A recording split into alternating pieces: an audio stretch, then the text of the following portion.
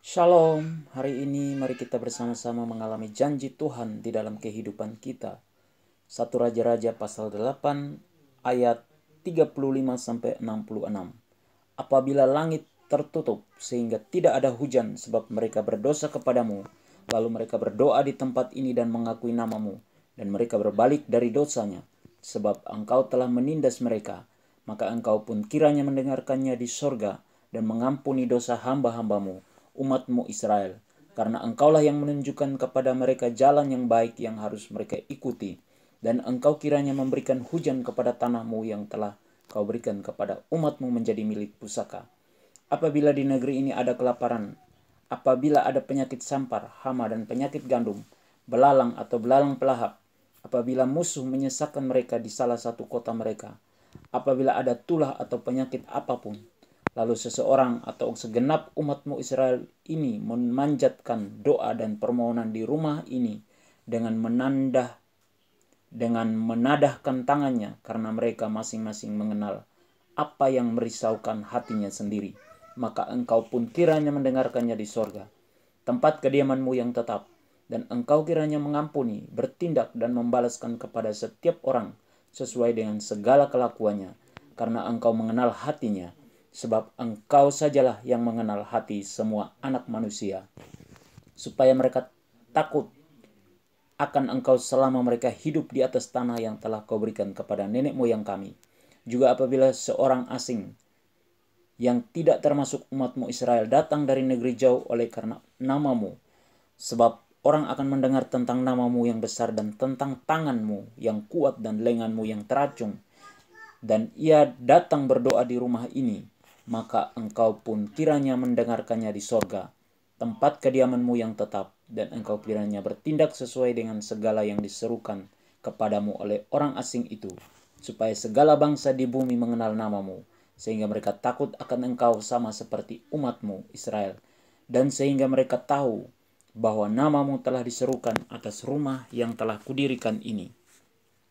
Apabila umatmu keluar untuk berperang melawan musuhnya, ke arah manapun engkau menyuruh mereka, dan apabila mereka berdoa kepada Tuhan dengan berkiblat ke kota yang telah kau pilih dan ke rumah yang telah kudirikan bagi namamu, maka engkau kiranya mendengarkan di sorga doa dan permohonan mereka, dan engkau kiranya memberikan keadilan kepada mereka.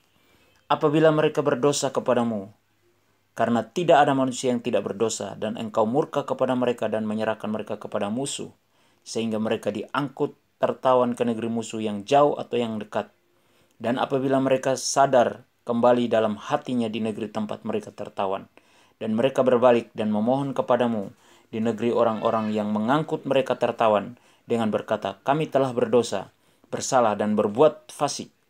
Apabila mereka berbalik kepadamu dengan segenap hatinya dan dengan segenap jiwanya di negeri musuh yang mengangkut mereka tertawan, dan apabila mereka berdoa kepadamu dengan berkiblat ke negeri mereka yang telah kau berikan kepada nenek moyang mereka, ke kota yang telah kau pilih dan ke rumah yang telah kudirikan bagi namamu, maka engkau kiranya mendengarkan di sorga, tempat kediamanmu yang tetap, kepada doa dan permohonan mereka, dan engkau kiranya memberikan keadilan kepada mereka. Engkau kiranya mengampuni umatmu yang telah berdosa kepadamu, mengampuni segala pelanggaran yang dilakukan mereka kepadamu, dan kiranya engkau membuat mereka menjadi kesayangan orang-orang yang mengangkut mereka tertawan, sehingga orang-orang itu menyayangi mereka, sebab mereka itu umatmu dan milik kepunyaanmu yang telah kau bawa keluar dari Mesir, dari tengah-tengah dapur peleburan besi. Hendaklah matamu terbuka terhadap permohonan hambamu dan terhadap permohonan umatmu Israel, dan hendaklah engkau mendengarkan mereka seberapa kali mereka berseru kepadamu. Sebab engkaulah yang memisahkan mereka dari bagimu menjadi milik kepunyaanmu dari antara segala bangsa di bumi, seperti yang telah kau firmankan dengan perantaran Musa hambamu, pada waktu engkau membawa nenek moyang kami keluar dari Mesir. Ya Tuhan Allah, berkat dan pujian.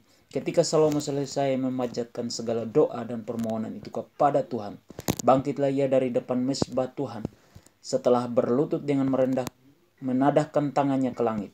Maka berdirilah ia dan memberkati segenap jemaah Israel dengan suara nyaring, katanya, terpujilah Tuhan yang memberikan tempat perhentian kepada umatnya Israel, tepat seperti yang difirmankannya, dari segala yang baik, yang telah dijanjikannya dengan perantaraan Musa hambanya. Tidak ada satupun yang tidak dipenuhi. Kiranya Tuhan Allah kita menyertai kita sebagaimana Ia telah menyertai nenek moyang kita. Janganlah Ia meninggalkan kita dan janganlah Ia membuangkan kita, tetapi hendaklah dicondongkannya hati kita kepadanya untuk hidup menurut segala jalan yang ditunjukkannya, dan untuk tetap mengikuti segala perintahnya dan ketetapannya dan peraturannya yang telah diperintahkannya kepada nenek moyang kita. Hendaklah perkataan yang telah kumohonkan tadi di hadapan Tuhan, dekat pada Tuhan Allah kita siang dan malam, supaya Ia memberikan keadilan kepada hambanya dan kepada umatnya Israel menurut yang perlu pada setiap hari, supaya segala bangsa di bumi tahu bahwa Tuhanlah Allah dan tidak ada yang lain. Dan hendaklah kamu berpaut kepada Tuhan Allah kita dengan sepenuh hatimu, dan dengan hidup menurut segala ketetapannya, dan dengan tetap mengikuti segala perintahnya seperti pada hari ini. Korban pentabisan dan perayaan. Lalu raja bersama-sama segenap Israel mempersembahkan korban sembelihan di hadapan Tuhan sebagai korban keselamatannya kepada Tuhan. Salomo mempersembahkan 22.000 ekor lembu sapi dan 120.000 ekor kambing domba. Demikianlah raja dan segenap Israel mentahbiskan rumah Tuhan itu. Pada hari itu juga raja menguduskan pertengahan pelataran yang di depan rumah Tuhan, sebab disitulah ia mempersembahkan korban bakaran, korban sajian, dan segala lemak korban keselamatan. Sebab mezbah tembaga yang di hadapan Tuhan itu terlalu kecil untuk memuat korban bakaran dan korban sajian dan segala lemak korban keselamatan itu. Lalu Salomo mengadakan perayaan pada hari itu juga di hadapan Tuhan Allah kita selama 7 hari bersama-sama dengan seluruh Israel, suatu jemaah yang besar dari jalan masuk ke Hamat sampai sungai Mesir. Pada hari yang ke-8 disuruhnya bangsa itu pergi, maka mereka memohon berkat untuk raja, lalu pulang ke kemah mereka sambil bersuka cita dan bergembira atas segala kebaikan yang telah dilakukan Tuhan kepada Daud hambanya dan kepada orang Israel umatnya. Perintah Tuhan, hendaklah kita hidup terus berpaut pada Tuhan dengan sepenuh hati dan tetap mengikuti segala perintahnya.